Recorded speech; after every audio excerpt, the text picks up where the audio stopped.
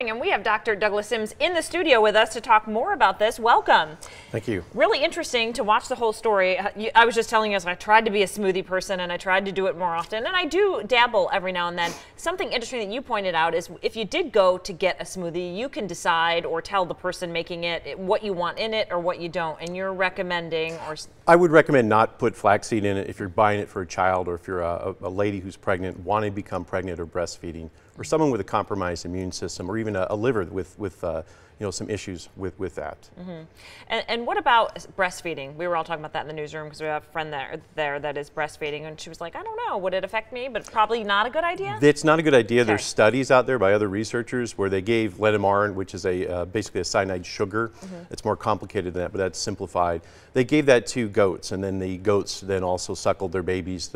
They actually saw that ledamarn and cyanide were coming through the milk glands into the baby goats. Mm-hmm. So yeah, I would probably not take flaxseed if I'm breastfeeding a child, mm-hmm. or if you're pregnant as well, because it's going to be transferred to the unborn baby in the same process that our food is. Mm-hmm. Yeah, because as we were in discussion, somebody was saying, well, wait, flaxseed, I use it. No, chia seed, I use chia seed. So is chia seed, is that different? We actually ran chia seeds. Mm-hmm. We saw no cyanide at all in any of those products. Perfect. So those are safe. Yeah, that's good to know, definitely.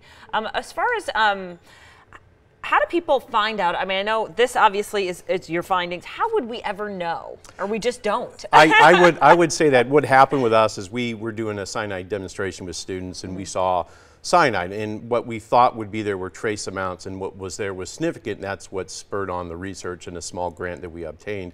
I would say what happens is a lot of times we find these great superfoods. They're really great. However, there's no such thing as a superfood, and then people run with it. And I think that's what happened with flaxseed, is that, well, if it's great roasted, it's even better raw, because we have a, eat raw and green kind of philosophy right now. The rawer it is, the better it is for you. And I would argue that it's not necessarily safer for you just because it's raw. We need to think about the product before we ingest the product. Yeah, it's so true. People just often hear things and we run with it and we think it's the new fad and it's got to be good. Yes. I was hearing about, I think it was coconut oil, to eat it. And then they were like, no, too much of it. Oil. Yeah, don't eat coconut oil. So all these different things. Listen, appreciate your insight. If folks want to know more, we're going to post this segment and Trisha's story, of course, online as well. Thank you so much for sharing. Well, thank you for having me. Important information. Stay with us.